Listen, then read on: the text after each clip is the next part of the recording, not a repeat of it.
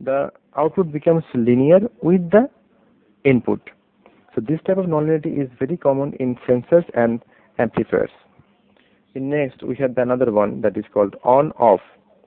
So on-off is also basically called ideal relay, the relay operation. This is very common in basically relay. So there is only two states at the output of this type of nonlinearity.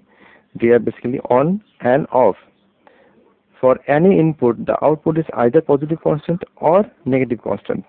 Example, that is operational relay or ideal relay. And in the next we have the backlash. This type of nonlinearity is generally found in the mechanical linkages. That is, in a gear train, the free play between the drive gear shows the backlash. Here, the driving gear does not move until its contact between drive and driven gear.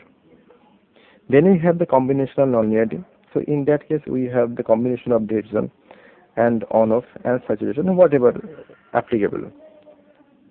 In the next, we have intentional nonlinearities.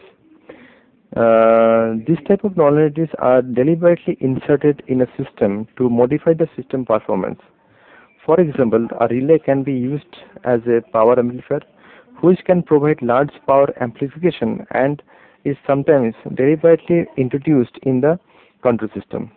A relay normally introduces on-off nonlinearities, but more practically it will have a combination nonlinearity of on-off with dead zone and hysteresis. That means in case of intentional, that means we are deliberately insert something to our system to make the system to change the system performance. That is called intentionally. Intentionally we are doing intentional nonlinearities.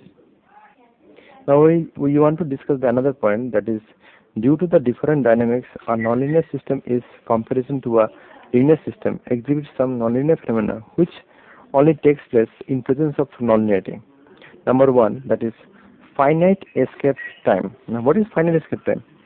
The state of a linear system goes to infinity as t tends to infinity, but in nonlinear system, state can be goes to infinity at any finite time. The next we have multiple point of equilibrium.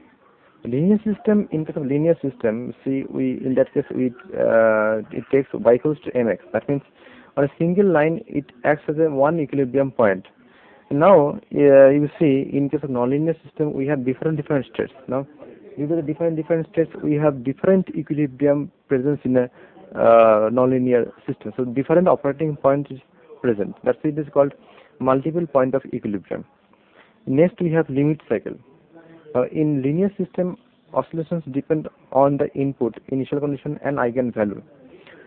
Oscillations for the linear system is always sinusoidal, but in nonlinear system, oscillations are non-sinusoidal with fixed amplitude and frequency. In the next case comes under harmonics. Now in linear system produces a single sinusoidal output with the same frequency. A nonlinear system under periodic input produces harmonics to make the output non-sinusoidal. In the next point we have chaos.